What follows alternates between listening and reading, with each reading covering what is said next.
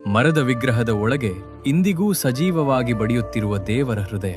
ಸಾವಿರಾರು ವರ್ಷಗಳಿಂದ ವಿಜ್ಞಾನಿಗಳಿಗೂ ಭೇದಿಸಲಾಗದ ಈ ಮಹಾರಹಸ್ಯವಿರುವುದು ಒಡಿಶಾದ ಪೂರಿ ಜಗನ್ನಾಥ ದೇವಸ್ಥಾನದಲ್ಲಿ. ಇಲ್ಲಿ ಪ್ರತಿದಿನ ಮಾಡುವ 56 ಬಗೆಯ ನೈವೇದ್ಯಗಳು ಎಷ್ಟು ಜನ ಭಕ್ತರು ಬಂದರೂ ಕಡಿಮೆ ಆಗುವುದಿಲ್ಲ, ಹಾಗಂತ ಯಾವತ್ತೂ ಉಳಿಯುವುದೂ ಇಲ್ಲ.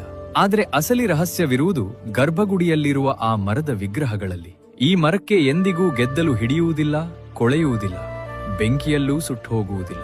ದ್ವಾಪರ ಯುಗದಲ್ಲಿ ಶ್ರೀಕೃಷ್ಣನು ದೇಹವನ್ನು ತ್ಯಜಿಸಿದರೂ ಅವರ ಹೃದಯ ಮಾತ್ರ ಸಜೀವವಾಗಿಯೇ ಉಳಿದುಕೊಂಡಿತ್ತು. ಆ ಹೃದಯ ಸಮುದ್ರದಲ್ಲಿ ತೇಲಿ ಬರುವ ಒಂದು ಮರದ ದಿಮ್ಮಿಯಲ್ಲಿರುತ್ತದೆ ಎಂದು ರಾಜನಿಗೆ ಕನಸಿನಲ್ಲಿ ಆದೇಶ ಬರುತ್ತದೆ. ಸಿಕ್ಕಿದ ಆ ಮರದ ತುಂಡನ್ನು ಕೆತ್ತಲು ಯಾವ ಶಿಲ್ಪಿಯ ಆಯುಧಗಳೂ ಕೆಲಸ ಮಾಡುವುದಿಲ್ಲ.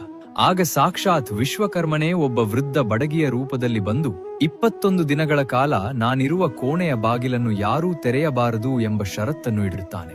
ಆದರೆ 15ನೇ ದಿನವೇ ಮಹಾರಾಣಿ ಬಾಗಿಲು ತೆರೆದಾಗ ವಿಶ್ವಕರ್ಮ ಮಾಯವಾಗಿ ಬಿಡುತ್ತಾನೆ. ವಿಗ್ರಹಗಳು ಕೈ ಕಾಲುಗಳಿಲ್ಲದೆ ಅಪೂರ್ಣವಾಗಿಯೇ ಉಳಿದು ಬಿಡುತ್ತವೆ. ಆದರೆ ನನ್ನನ್ನು ಹೀಗೆಯೇ ಸ್ವೀಕರಿಸಿ ಎಂಬ ಅಶರೀರವಾಣಿ ಕೇಳಿ ಬಂದಿದ್ದರಿಂದ ಅದೇ ವಿಗ್ರಹಗಳನ್ನು ಪ್ರತಿಷ್ಠಾಪಿಸಲಾಯಿತು. ಇಂದಿಗೂ ಪ್ರತಿ 12 ವರ್ಷಗಳಿಗೊಮ್ಮೆ ಹಳೆಯ ವಿಗ್ರಹಗಳ ಜಾಗದಲ್ಲಿ ಹೊಸ ವಿಗ್ರಹಗಳನ್ನು ಬದಲಾಯಿಸಲಾಗುತ್ತದೆ. ಆ ಸಮಯದಲ್ಲಿ ಇಡೀ ಊರಿನ ಕರೆಂಟ್ ತೆಗೆದು ಕಾರ್ಗತ್ತಲೆ ಮಾಡಲಾಗುತ್ತದೆ. ಆಗ ಮುಖ್ಯ ಅರ್ಚಕರು ಕಣ್ಣಿಗೆ ಬಟ್ಟೆ ಕಟ್ಟಿಕೊಂಡು ಕೈಗಳಿಗೆ ವಸ್ತ್ರವನ್ನು ಸುತ್ತಿಕೊಂಡು ಹಳೆಯ ವಿಗ್ರಹದಲ್ಲಿರುವ ಆ ಸಜೀವ ಬ್ರಹ್ಮ ಪದಾರ್ಥವನ್ನ ತೆಗೆದು ಹೊಸ ವಿಗ್ರಹದೊಳಗೆ ಇಡುತ್ತಾರೆ. ಅದನ್ನು ನೇರವಾಗಿ ನೋಡಿದರೂ ಅಥವಾ ಅದರ ಸ್ಪರ್ಶವಾದರೂ ತಕ್ಷಣವೇ ಸಾಯುವುದು ಅಥವಾ ಕುರುಡರಾಗುವುದು ಖಂಡಿತ. ಹಾಗಾದರೆ ಶ್ರೀಕೃಷ್ಣನ ಸಜೀವ ಹೃದಯ ಬಡಿಯುತ್ತಿರುವ ಆ ಪುರಿ ಜಗನ್ನಾಥನನ್ನ ಜೀವನದಲ್ಲಿ ಒಮ್ಮೆಯಾದರೂ ದರ್ಶನ ಮಾಡಿಕೊಳ್ಳಬೇಕು ಅಲ್ವಾ?